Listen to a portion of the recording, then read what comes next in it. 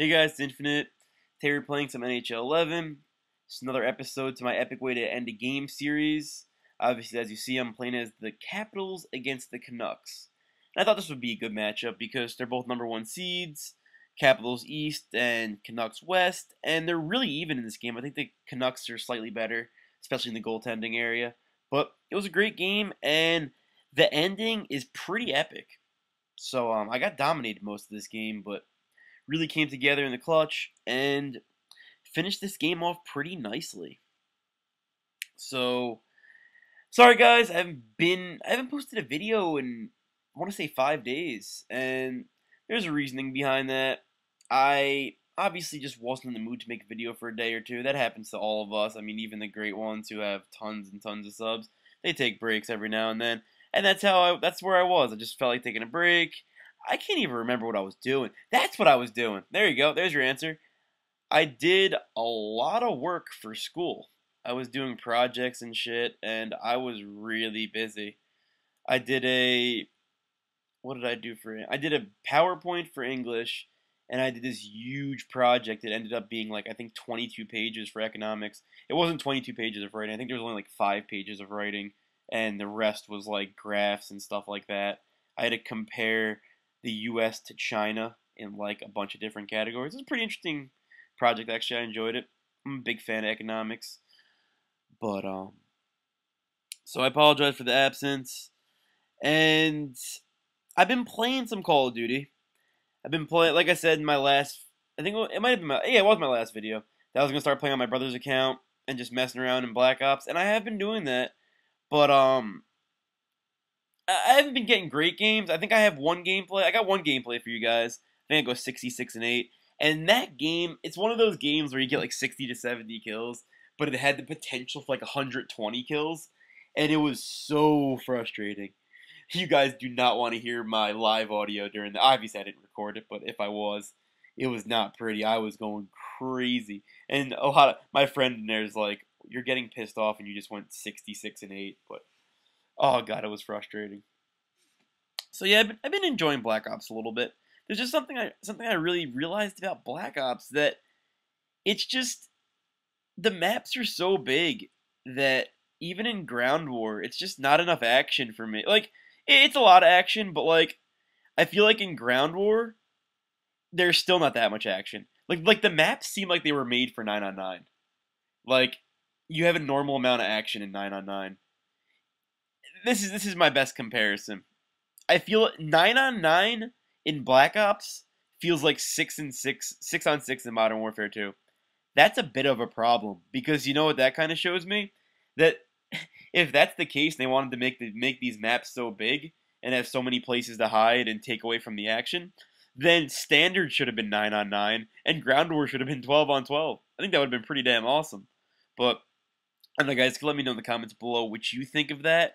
But I just feel like there's not enough action, and I think that's what keeps bringing people back to Modern Warfare 2 and COD 4, because the maps are so nice and small that even though Modern Warfare 2 is so broken, it's so much more fun and action-packed, and like, I get so many more triples and quads and just crazy shit in Modern Warfare 2. It's so fucking fun. So, I don't know how much longer I'm going to be playing Black Ops. I do have that one gameplay for you guys, and I do still have one. It's a 102 game. 102 kill game. I think I'll go 102 and 6. Demolition game, 20 minutes long. I'll figure out how to cut it down sometime. So I still do have two Black Ops gameplays on my hard drive. But I think I'm going to return to Modern Warfare 2. That game's fucking fun. I mean, you say it's fun, then you play it, and it can either be great or like, fuck my life, this game sucks. But regardless, there's just certain moments, even if only 1 out of 10 games is good, that game that ends up being good is fucking epic. And that game's just fun as hell. Frustrating, but so fun. But, yeah, so that's pretty much it, in terms of games.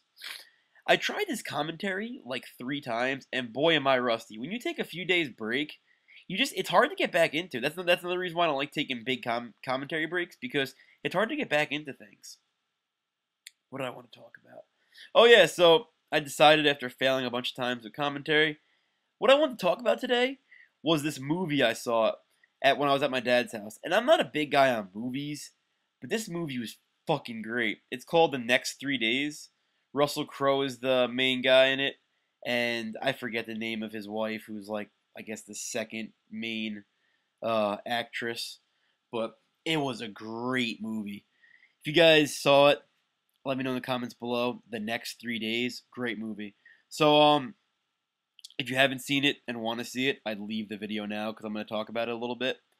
So Russell Crowe, main character, in the beginning of the movie, just starts out, they're with their kid, their son's very young, they're eating breakfast, hanging out, just normal family, seem like a happy family, and then all of a sudden, a ton of cops come in, arrest his wife right on the spot, take her out of the house, and she's gone. Jail, I'm not sure if they give her life, but they're implying that she's in jail for the rest of her life, and on murder charges.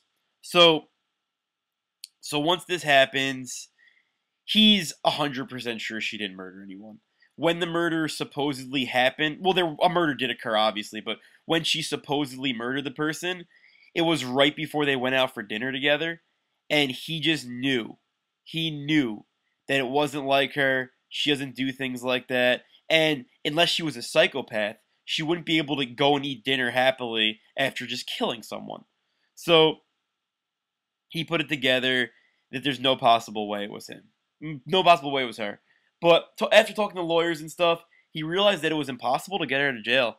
And the only way he could do it was by getting her out illegally. And he talked to a guy who had escaped out of jail and drew up a plan. And after getting about halfway through the plan, he realized that he needed more money.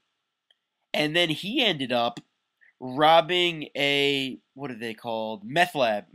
This guy, he robbed the leader of the meth lab for tens and thousands of dollars. No exact amount was given, but it was a ton of money and enough money to do whatever the fuck you want.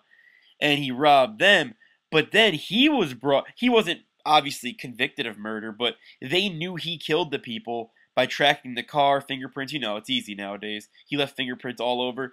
So now, as he's trying to, she has, what's it called? Diabetes. And he switched papers up in the letter van of the fucking prison while he timed how long they go inside and went in the truck and did it in like a minute and a half and got her back to the hospital. So while she was at the hospital, they make an escape. And he had all the time calculated and how long stuff was going to take. And they closed the bridges down because they didn't get out fast enough because they had to go get their kid.